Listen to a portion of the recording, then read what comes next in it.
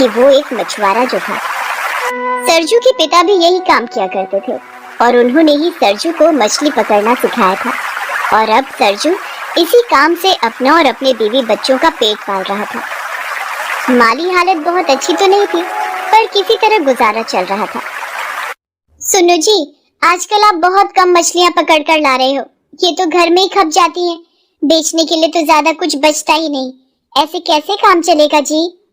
अरे भगवान, क्या करूं? जितनी मछलियां जाल में फंसेंगी उतनी ही तो लाऊंगा ना।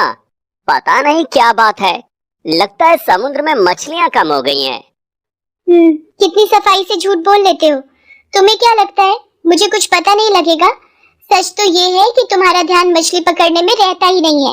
किशोर भैया ने सब बता दिया है मुझे। सच तो ये है कि तुम किनारे पर रहते ही नहीं हो। सच सच बताओ मुझे, सारा दिन कहाँ फिरते रहते हो? मैं कहाँ जाऊंगा? तू उस किशोर की बात सुन रही है जो खुद एक नंबर का आलसी है। मैं तो किनारे पर ही होता हूँ, बल्कि वो खुद मटर गश्ती करता होगा, इसीलिए तो मुझे नहीं देख पाता है। अच्छा, तो किशोर भैया मटर गश्ती करते हैं, फिर भी उनके पास तुमसे 4 गुना ज्यादा मछलियाँ होती हैं, वो भी हर रोज। सच क्या है मुझे अभी के अभी बताओ। क्या खिचड़ी पका रहे हो? कोई सौतन तो नहीं पाल ली ना तुमने? अरे रजनी, तुझे क्या हो गया है? क्या नाम शराब सोच रही है? मैं सच कह रहा हूँ, मैं सारा दिन किनारे पर ही होता हूँ। विश्वास कर मेरी बात का। ठीक है, तो तुम ऐसे नहीं बताओगे। मैं जा रही हूँ, दोनों बच्चों को लेकर जा रही हूँ मायके। अब तुम्हें छुप छुप कर मिलने की जरूरत नहीं है। ले आओ उसे घर और यहीं रखो। इतना कहकर रजनी गुस्से में वहाँ से चल दी और अंदर जाकर अपने और अपने दोनों बच्चों का सामान बांधने लगी।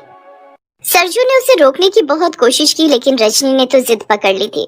अब सरजू के पास सच कहने के अलावा और कोई रास्ता नहीं बचा था। अच्छा ठीक है, बताता हूँ, सब सच सच बताता हूँ तुझे।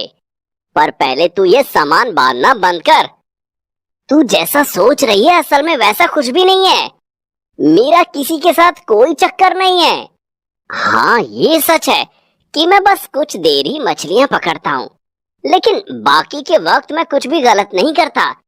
बल्कि मैं तो समुद्र के अंदर जाता हूँ, पानी की गहराइयों में।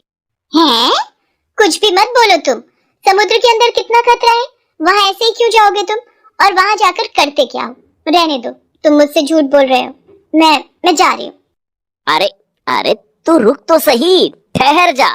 मेरे पास कुछ है जिसे देखकर तुझे मेरी बात पर भरोसा हो जाएगा। सरजू फौरन अपने कमरे में जाता है और वहाँ से एक पोटली लेकर आता है। उस पोटली के अंदर एक बड़ा और बहुत ही चमकीला मोती था, जिसे देखकर रजनी चौंक जाती है। ये कहाँ से मिला तुम्हें? ये तो... हाँ, ये वही खास मोती है जिसके चर्चे इस वक्त हर तरफ हो रहे हैं। ये मोती बहुत ही कीमती है और मैं इसे खुद ढूंढ कर लाया हूँ। लेकिन ये तुम्हें कैसे मिल गया? इसके पीछे तो ना जाने कितने लोग हैं। मैंने सुना है शहर से एक बड़ा जहाज आया हुआ है और उसमें बड़े बड़े लोग आए हैं अपनी बड़ी बड़ी मशीनों के साथ, इसी मोती की तलाश में। हाँ, पर उन्हें ये नहीं मिला क्योंकि वो समुद्र के बारे में कुछ नहीं जानते। रजनी, असल में मेरे बाबा ने मरने से पहले मुझे इस मोती के बारे में सब कुछ बता दिया था। ये मोती एक खास सीप में मिलता है जिसे ढूंढ पाना हर किसी के बस की बात नहीं है। मैं हर रोज समुद्र के अंदर काफी गहराई तक जाता हूँ और इतने दिनों की मेहनत के बाद जाकर मुझे ये मोती मिला है। ये तो बहुत ही बढ़िया बात है जी। अब तो हमारे दिन ही सवर जाएंगे। चलो इसे जाकर जहाज वालों को दे आते हैं। वो लोग इस मोती के बदले हमें खूब सारा पैसा दे देंगे। नहीं, तुझे कुछ नहीं पता। बाबा ने बताया था कि गहरे समुद्र में ऐसे मोतियों का भंडार है और मुझे सिर्फ ये एक मोती नहीं बल्कि वो पूरा का पूरा भंडार चाहिए। लेकिन समुद्र में ऐसे ही जाना खतरनाक हो सकता है। वहाँ तो बड़ी बड़ी मछलियाँ भी होती होंगी ना? और नहीं तो क्या, बस जान हथेली पर लेकर जाता हूँ मैं। बस एक बार मुझे इन मोतियों के भंडार का पता चल जाए, उसके बाद मुझे ये खतरा हर रोज मोल लेने की जरूरत नहीं होगी। बस एक बात का ध्यान रहे, इस बारे में तेरे और मेरे अलावा किसी और को भनक तक नहीं लगनी चाहिए, समझी ना? इसके बाद रजनी ने कभी सरजू को ना तो कभी रोका और ना ही फिर कभी उससे कुछ पूछा। सरजू ने धीरे धीरे मछलियां पकड़ना बिल्कुल ही बंद कर दिया। वो शहर से आए उस बड़े से जहाज में साफ सफाई का काम करने लगा। इस काम के लिए उसे पैसे तो मिलते ही थे, साथ ही ऐसी चीजें भी आसानी से मिल जाती थी जिनकी मदद से वो समुद्र में पहले से भी ज्यादा गहराई तक आसानी से जा सकता था। फिर एक दिन, अरे ये चमक तो उस मोती जैसी ही लगती है। लगता है मुझे जो चाहिए वो मिलने वाला है मुझे। सरजू उस रोशनी की तरफ बढ़ने लगता है। वो जगह वास्तव में वही थी जिसकी तलाश सरजू को न जाने कब से थी। वहाँ सीपियों का भंडार था जिनमें से वो कीमती मोती जगमगा रहे थे। सरजू की खुशी का तो जैसे ठिकाना ही नहीं था। उसकी मंजिल उसके सामने थी, लेकिन वहां तक पहुंचना इतना आसान भी नहीं था। रुक जाओ, तुम इससे आगे नहीं जा सकते। सरजू का रास्ता रोकने वाली वो एक जल परी थी, जिसे देखते ही सरजू के होश उड़ गए। तुम अरे तुम तो नहीं, ये जरूर एक सपना है। ये सच नहीं हो सकता। ना तो ये कोई सपना है और ना ही तुम्हारा वहम। मैं एक जल परी ही हूँ और मेरा नाम मीना है। अरे वाह, यहाँ जल परियां रहती हैं। मुझे ये बात तो पता ही नहीं थी। यहाँ बहुत सी जल परियां रहा करती थी, लेकिन अब सिर्फ मैं ही बची हूँ। तुम इंसानों ने इस समुद्र में इतना जहर घोल दिया है कि एक एक करके सारी जल परियां मरने लगी। बस मैं ही किसी तरह बच पाई हूँ। जहर? कैसा जहर? झूठ मत बोलो, यहाँ किसी ने कोई जहर नहीं डाला। अच्छा, तो समुद्र के अंदर इतना सारा कचरा कहाँ से आया? ये तुम्हारे लिए सिर्फ कचरा होगा, पर हम समुद्री जीवों के लिए तो ये जहर ही है। और सिर्फ इससे काम नहीं चला तो तुम हमारी धरोहर भी लूटने चले आए। मैं जानती हूँ तुम इन मोतियों को हथियाने आए हो, पर मैं तुम्हें ऐसा हरगिज नहीं करने दूंगी, समझे?